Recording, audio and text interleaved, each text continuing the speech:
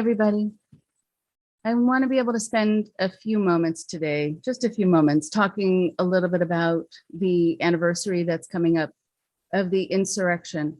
I do this as a way to honor the people who lost their lives, to honor the people who were injured, the people who were traumatized, and there were many. The people also who have come to me, who got caught up in the movement and now truly regret it, and talk to me about how they were worked into a froth and how the movements that they were involved in really helped to foment this kind of aggression and acting with abandon. And they were alarmed to see what happened inside of themselves, that they could get to that point where they could see people as kind of less than human, people who, for some of them who talked to me, who they could push down the stairs, actually, who they could hit over the head, and others where they just ran through the building feeling like they were in charge, and it felt so good. And for some of them, they had a very clear sense of it being a political message, and for others, they just wanted to feel a part of something. They had felt so disenfranchised and felt so lied to and deceived, and things had been taken away from them. COVID was a very difficult part for a lot of people's lives. They were tired. They were just tired of so much. And this was energizing. It gave people a place to put their energy, to put their frustration, to direct their anger. And a lot of people talk about how they were really misdirected, how at the end of the day, it didn't help anything, especially those who were arrested afterwards, but it didn't make them really feel better to a certain degree. But more importantly, it didn't change their life in any positive way. They also talked to me about how they were willing to adopt answers that they were given about the reasons why, sort of the scapegoating reasons that we're used to throughout history, about why things are being taken away from us and why things aren't fair. Is it true that the government lies to people? Yeah. Is it true that there have been cover-ups? Absolutely. Is it true that people have reason to believe in conspiratorial thinking? No question. But what's also true is that people need to know how they're being played, how people who like to get crowds into more of a torch and pitchfork kind of community know how to use certain angles to get you there. And the thing that I care about is, of course, there not being danger on the streets, but for people to not be used in that way. Also, the ones who are in charge, the ones at the very top, are not the ones who get their hands dirty. It's the ones who they have storming the Capitol. It's the ones who they have doing the dirty work. They're the ones who get injured. They're the ones who get killed. They're the ones who get arrested. And so when you're involved in a movement, you can notice how the people around you are acting and what they're doing. But most importantly, know how the leadership is acting and what they're doing. If you have someone at the time who says, a president at the time who says, go that way, go to the Capitol, and I'll be with you. Anyone watching that, anyone who was in my field said, no, he won't. There's no way he's going to be running up to the Capitol. There's no way he's going to put himself at risk. Notice what people in charge are doing before you do the thing they're telling you to do that they're not willing to do themselves. For a lot of people too, it became kind of a religion. They had something to believe in. They had a way of translating some of their religious thought into the way they perceived the insurrection, the way they talked about getting involved in QAnon and other groups like it. There was this kind of anti-science way of looking at it, which for some people they had been raised with in their religious environments, and that somehow this was part of God's plan and they were helping to assure the fruition of God's plan. The other part is that there was religious verbiage used, and you want to be mindful of that too. When people talk about the Great Awakening or they talk about the storm, it conjures up these feelings, this sort of image of Noah and the flood. People are going to be wiped out. There's going to be a fresh start. And so it's something that people within religious communities can truly relate to. And so be careful, notice the language that's being used that's causing you to have a certain kind of feeling that this is the right thing or this is the only way. What happens also when you have this kind of religious language is that then you have kind of a deification of the leader. You see them as more godlike and perfect in the things that they're talking about. And they're usually never perfect. We just, if we want someone to seem perfect, if we want someone to seem always right, they will be in our eyes until they've proven over and over again that they're not. So be mindful of the dopamine rush that's being caused through social media, through group meetings, through constant emails and texts from people within an organization. Are you feeling excitement? Are you feeling fervor? Are you feeling happy about what's happening, or are you feeling determined and that there's no other way? You can check in and see how extreme your feelings are, and know to a great degree that that's something that has been conjured in you by people outside of you because they want you to act and they want you to react and they want you to do so without thinking. The other part is that when we want something to be true, we make false correlations. We will accept kind of the lie. We'll accept when people say that something is absolutely true. And the reason that something has happened is because of something else. We like knowing that there is a reason. Most of us also raised in religious environments have a sense that there's a plan, that everything is by design.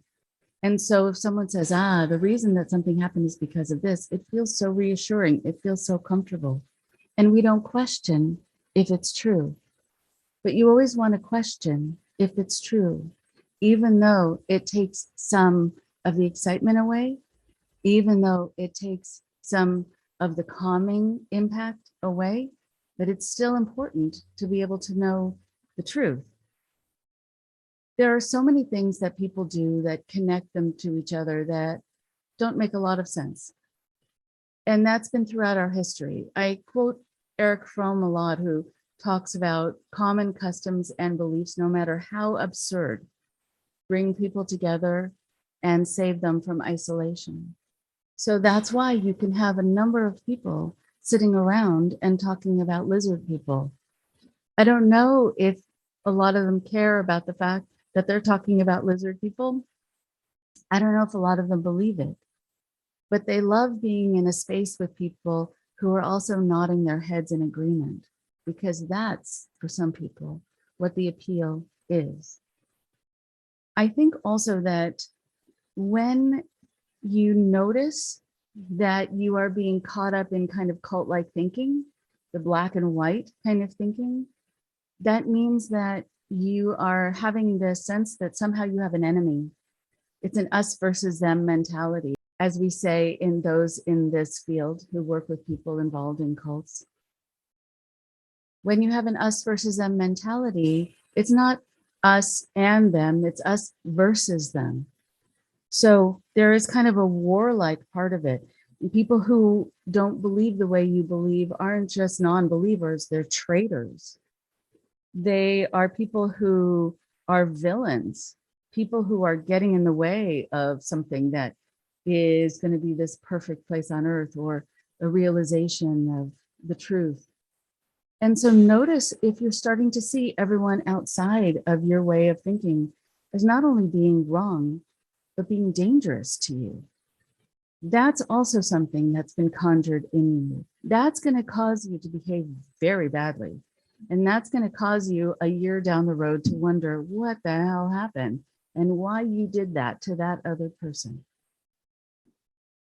When we also talk about certain things, the thing that we don't want to admit in ourselves is that we're all prone to social contagion.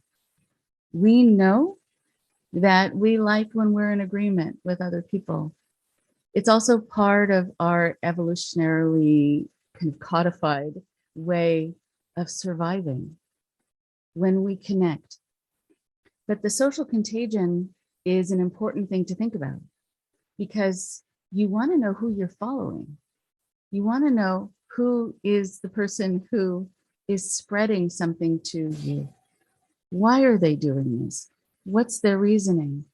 Consider the source of the information. Consider the source of the virus. I think it's also important that people learn about this idea of a sunk cost fallacy. When you put a lot into something, it's used sort of as a business model. When you put a lot of attention into something, it's self-sacrifice. When you have gotten up from the holiday table because you just gave a speech and no one is listening to you and you decided to throw everything down and leave the room, you've now invested a lot of energy and a lot of, I think, self-sacrifice into something, and you might think, well, I can't turn back now. But it's never true. You can always turn back. And that's why I advise people who have family members and loved ones who have done that, who have stormed out, to always make sure that they have a safe place to return. So they're never under that false assumption that they can't come back from this, that they have to keep going. Once they've said that out loud, that somehow they have to keep going. And they don't, and you don't. You can always turn back around. I care about this issue because I think that so many people care about a lot of issues. But when people get involved in kind of conspiratorial thinking, they're getting caught up in movements that actually don't help anybody. They think that they are helping to prepare the world for something. They think they're saving the children, but they're not. In fact, they're usually just alienating the children in their own lives. And they are trying to paint a picture of everyone else out there being scary and people you need to protect yourselves from. But they are the ones who end up being the scary ones, the ones who scare others. So I don't want your time to be wasted. And I want you to notice if you're being taken advantage of. I want you to be able to see that on social media and in other places, you're being manipulated. And it's not an insult. Our brains are all capable of being manipulated, all of us, and to a greater degree at different times. So I want you to notice when you are being made to look at other people as less than. I want you to notice when your world is becoming very small. I want you to notice when you are getting more militaristic, when people have a very hard time dealing with you. I want you to notice when you can't calm your own mind because you are so caught up in a movement. And I want you to notice most of all that if you're trying to find out if what you're being told is true, that you have to stay within kind of this echo chamber of information and just look at sources that you're told to look at.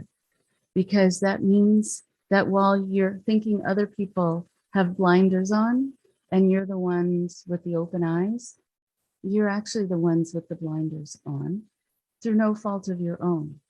It's been done to you, and don't accept it anymore.